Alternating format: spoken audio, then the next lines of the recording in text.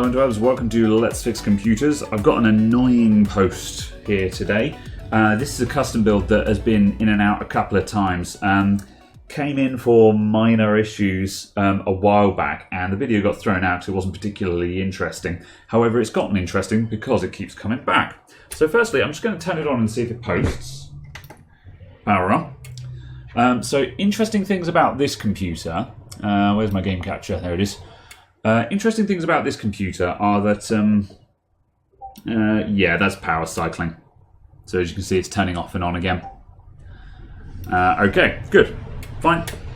So interesting thing about this one is the PCI Express 16 slot down here is got ruined. The customer had broken it off of the board, and the last time it was in, I thought that there were pins crossing on it, which was causing it not to start. So I took a pair of flush trimmers and I just trimmed all of the pins off because, you know, no one replaces the PCI Express port on an old motherboard. What is it? This is a Z97 board. Yeah, it's a MSI Z97 Gaming G5. So the interesting thing is though is if you pull a load of stuff out and then put it back in again, it works. But then the customer takes it home and it doesn't work. And I figured out that when the computer gets moved and shaken about, it stops working, which is kind of an issue when the customer has to drive it back home again. So what I'm going to do now is I'm going to take the graphics card out and see if it posts without the graphics card. And I basically need to find where the loose connection is, because everything's screwed in. You know, there's no real reason for it not to work. So I need to identify what component is causing that issue. So let's go to onboard graphics. Plugged into the onboard one. Power on. And it's still power cycling. Okay. Power off again. Let's take out this capture card as well and see if that's causing our woe.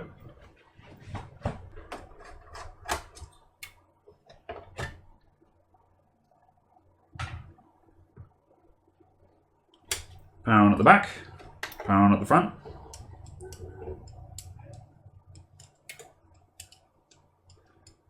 Okay, we're still power cycling. Fine. Power off again.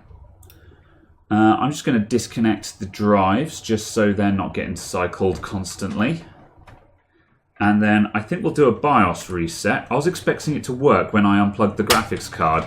So this is proving slightly interesting already. Hold on just a moment. Has this thing got standoffs in it? I think so. The motherboard at that end just looks very close down to the chassis.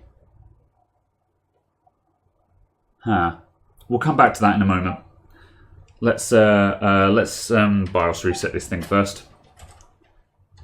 If it was something that obvious, I'd be amazed that it were working at all. You know, like if the back of the motherboard is shorted against the case, although that would explain everything.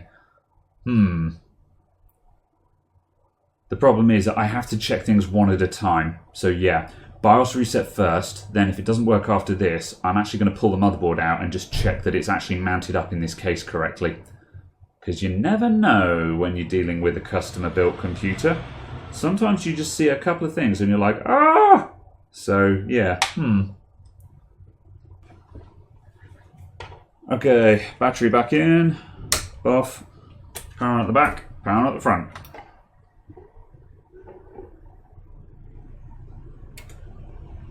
No, we're still power cycling. Alright, let's pull the motherboard out of this thing.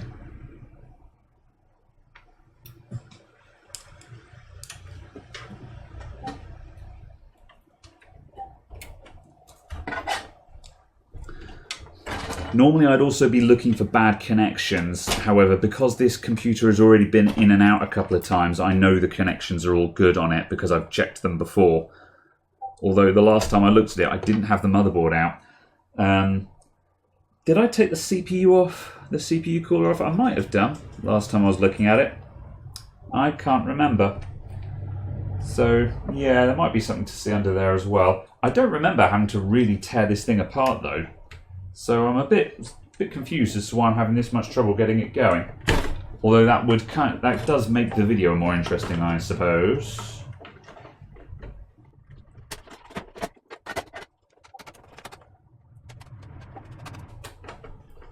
It's going to be really embarrassing if there's no standoffs in here because I didn't notice that the last time it was in. Although, to be honest, if you don't have any reason to look, you wouldn't notice. I mean, you guys can't see from here whether there's standoffs or not. It's only just the fact that I'm mentioning it.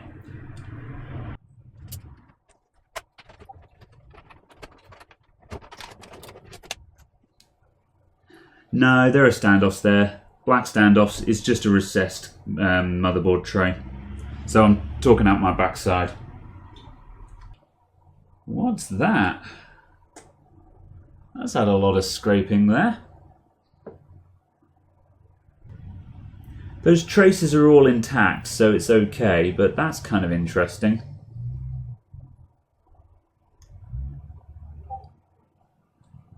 CPU cooler backplate is okay. That's the only point of interest back there. Could be a intermittent RAM module. I think we'll run this thing on the bench and see what we get. Yeah, let's do that. We'll put this thing on the bench, and when it eventually decides to start, we'll give it some GBH. Of course, it could be a bad power supply. These kind of no post symptoms are reminiscent of a bad power supply, so that could be it.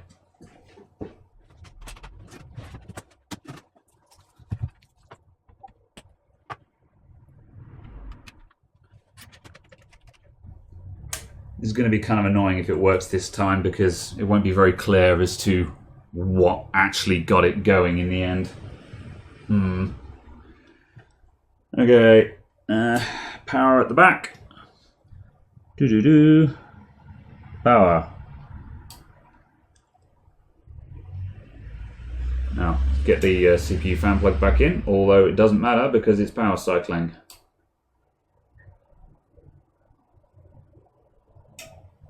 Yeah, you can see it cutting out there. It really doesn't want to go this time. Okay. Let's take the CPU cooler off and inspect that. Will also give us better access. Actually, I'm going to do the RAM first. Because the problem is that I think as soon as I actually get it to post, it's going to keep working. And because this fault is intermittent, I have to know what it was that got it to work. If we get a fluky post and it keeps working, then I'll have nothing and it's just going to be back in next week with the same issue. So I have to figure out what it is. It's not good enough just to make this thing post. We need an answer. We need it. Right, let's drop out all of the RAM. And I'm going to stick a beep speaker in there so we can hear BIOS codes. Beep speaker, there's one. Speaker. Right, so we've got no RAM in there. We should get RAM error beeps.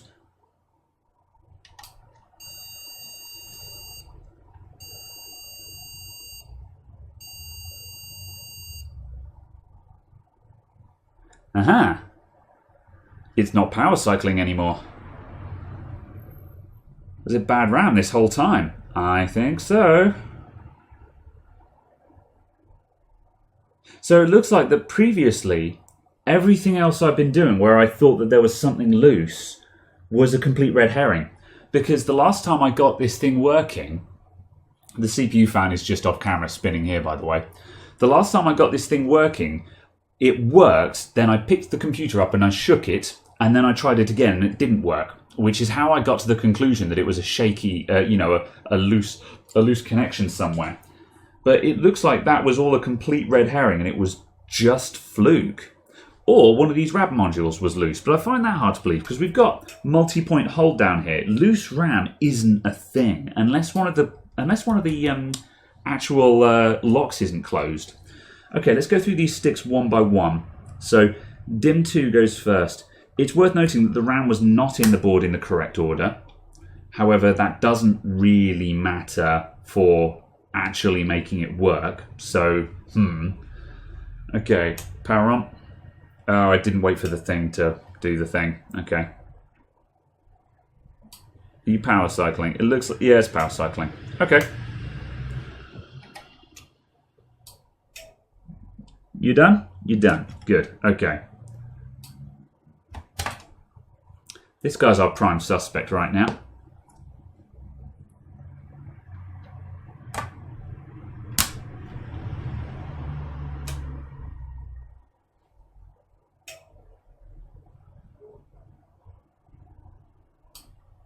Oh, you're kidding.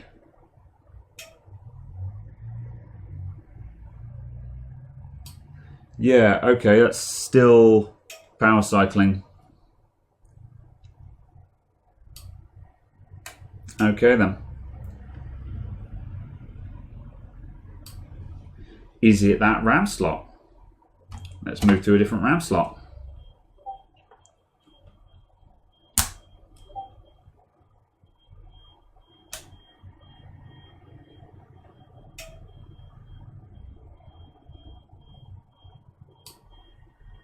No, it's something initializing after RAM. I think we're going to have to see what the diagnostic LED readout is doing here and see if that will tell me anything. That's going to be really hard to get a read on though. But we'll try it.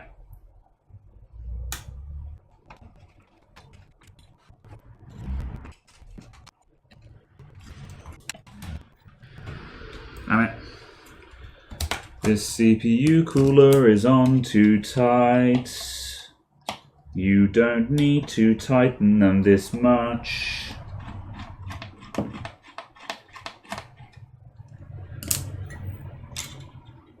That means that I didn't remove the CPU cooler last time I looked at it, because I don't tighten things up that much.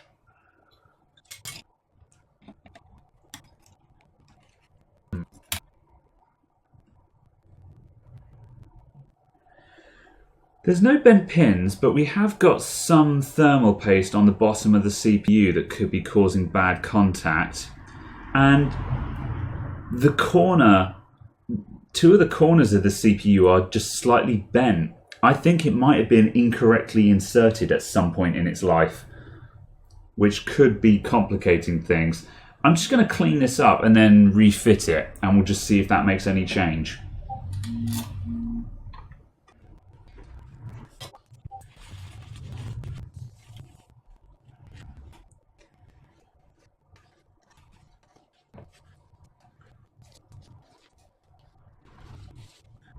Right, one i7 4790K, nice CPU, still good. Just brush some of the schmutz out from around there.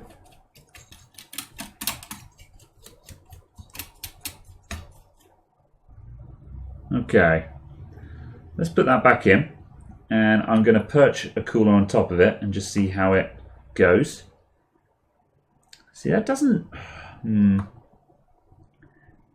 That fits in there very precisely. It doesn't wiggle. I am unable to give it a bit of a wiggle, and I don't like that. It should rattle in there. I'm just going to get my eyeball on those pins again and just make absolutely certain there's nothing wrong with that LGA.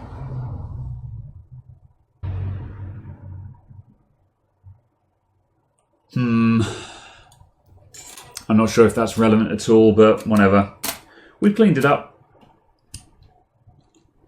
Let's just perch the test cooler on it, and we'll see if that does anything. I'm gonna clean the bottom of the test cooler because it's got about 10 different thermal pastes on it.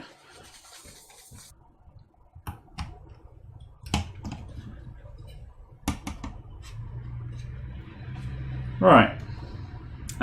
that needs some RAM in it. I don't think it's the CPU.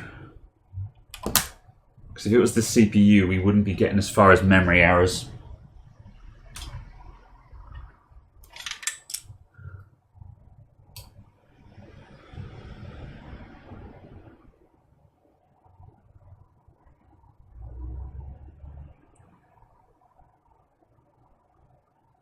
Well, it's getting further than it did before. Oh, I've got a green light on the monitor. We have post. Okay then.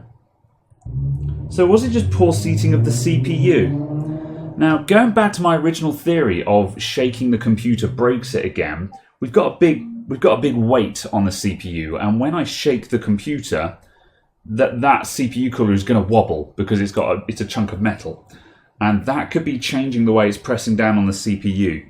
So poor fitting of the CPU could have been it, and just when I'm messing around plugging different cards into it and such like that might just settle it more, or it was just fluke every time it did post. So that might tally. So I think what we'll do is we'll get this thing, I think we'll get it all rebuilt and see if it still works, and then we'll do the shake test again. Okay, let's do it.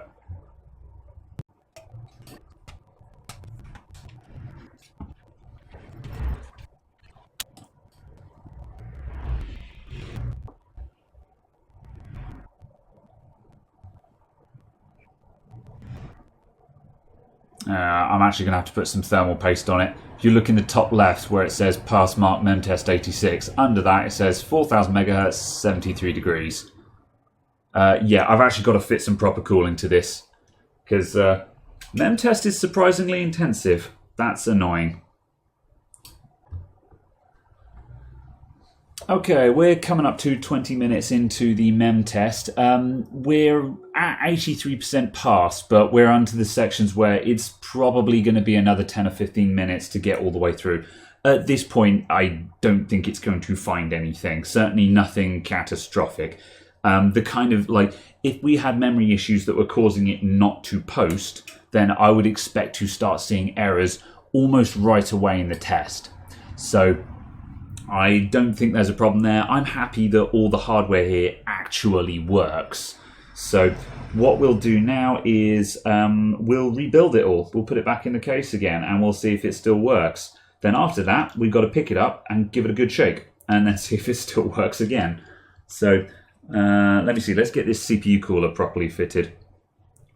We've got to clean it all up again and put some nice fresh thermal paste on it.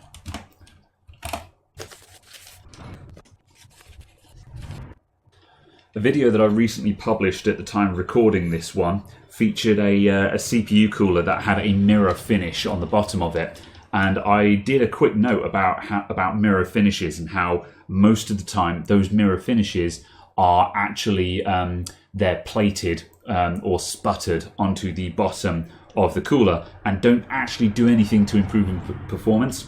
Here's an example of not a mirror finish. This is a Cooler Master. This is I think it's a Hyper Evo 212. This cooler, very common budget air cooler. These, it's not much of a looker, but it's a very, very good performing air cooler for very little money. And despite only having 4 heat pipes, it performs incredibly well. And the reason for that is as you can see, they've just sanded off the bottom. They've just ground off to the bottom. So the CPU is just straight onto those heat pipes. There's nothing between the heat pipes and the CPU. And that just means that all of the heat just goes straight up into the radiator. And that's what you want. You don't want any messing about at the point of contact. You want all the heat straight into the heat pipe. That is what makes these things work well. Because once you've got the heat up there, the CPU doesn't care about it. The objective of the heat pipes is just to get everything away from the CPU. And then at that point, your fan will actually have very little work to do.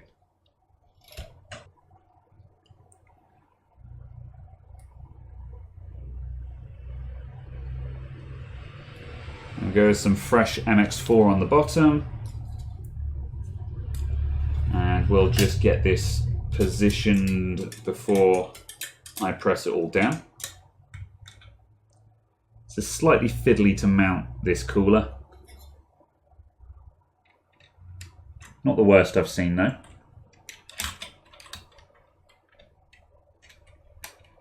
Just going to partially screw in one of those and the opposite end. Are these holes in the right place? I'm not sure they are.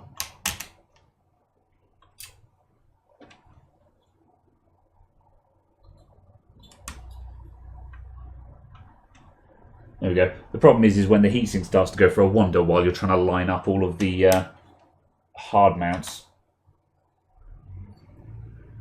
There we go. I've got the screws in position, so now we can just bring those down again.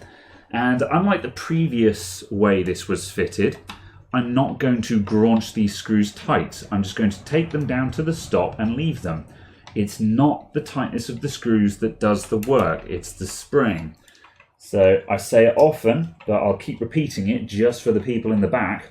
You don't need to graunch your CPU cooler on tightly. The spring does all the work, not the screw. I think one of the reasons why sometimes people put things on a bit too tightly is they often use big screwdrivers, because like in a home kit, the kind of screwdrivers you have lying around are stuff like this. And don't get me wrong, I use the big screwdrivers sometimes, because like if I'm taking a computer apart and I'm in a hurry, the fastest way to take a screw out is to shove one of these in there and go wrench and just tear the things out. However, when you're tightening screws with a big handled screwdriver like that, it's very easy to over tighten things because you've got massive torque. Whereas these days, I'm using wearer screwdrivers, and as you can see, this thing has a very slim handle, and you actually get significantly less torque with this screwdriver. But that's actually a good thing, because it means that when you're tightening up screws, it's a lot harder to over tighten things. You'll only ever take it into the bite point, never further than that. You know, when you're working on a car, and you've actually got to make sure that things are in properly, at that point you can start worrying about how tight things are. But just for computer screws, they don't need to be tight.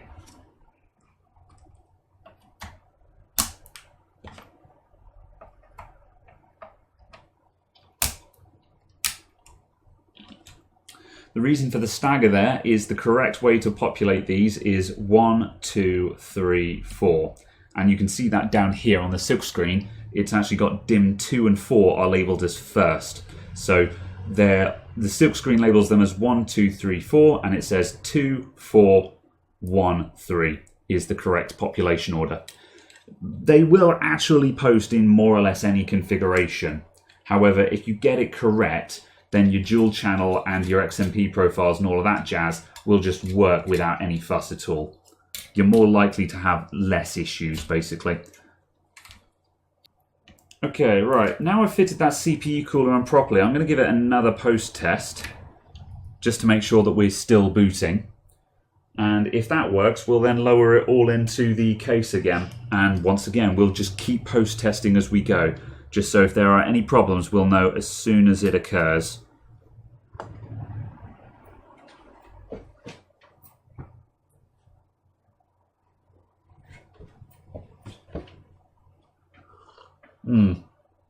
That's fine. All right, let's turn it all off again.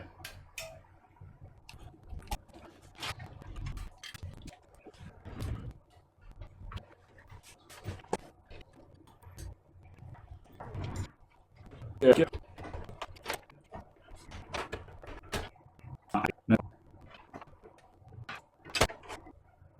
Right, and I'm just putting one screw in for now, because there's still a possibility that this will all be coming out again. I really hope it doesn't, but you've got to consider that possibility.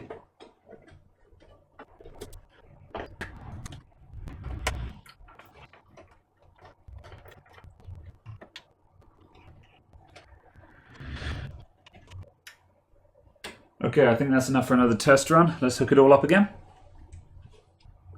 Yeah, that's happy. So that's the first time we've seen it actually start while it's in the case. So let me see, am I going to go all in? Not yet. I'm going to give it another shake. Well, another shake. I'm going to give it a shake.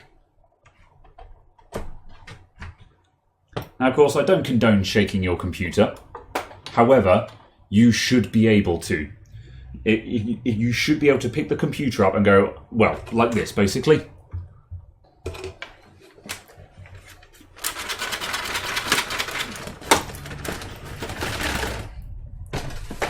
If your computer can't survive that, then there's a problem. Don't do that with your computer, but it should be able to survive that.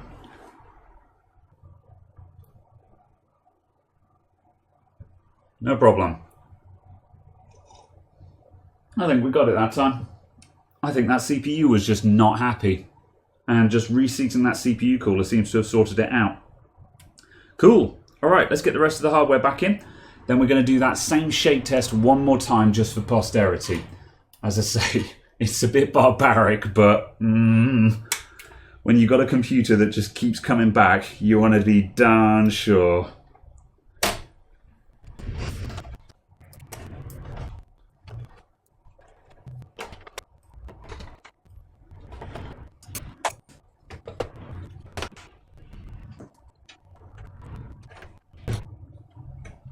Okay, we've got all the hardware in. Let's plug it in one more time. Oh, we need to connect the graphics cards up.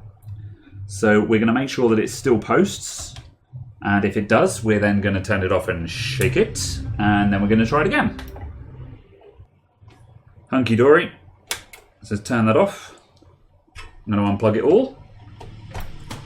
I'm just going to give it a sec for the 5-volt rail to go dead, which usually takes about 10 seconds or so, depending on the power supply.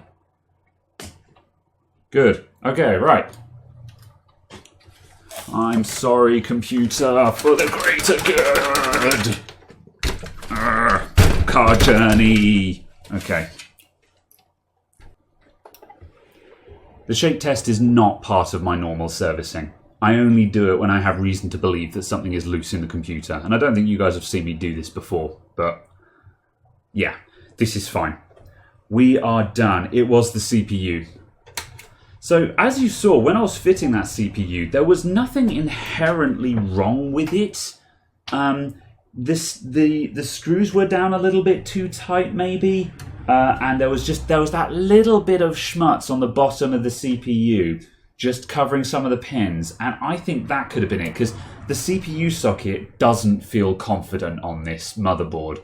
The CPU, it doesn't rattle slightly in the socket, and it doesn't feel like, when you close the lid, it doesn't feel like that CPU is smushing down onto the pins. It's just there. And I think that was the issue, it's just a bit finicky down there. But having fitted that all up nicely and made sure that everything is in correctly and nicely pasted, I think that is going to solve our problem. And I think this will be the last I've seen of this one now. So past that, I'm going to plug in the SATA cables. I'm going to make sure it boots up, and then I'm going to call this one done.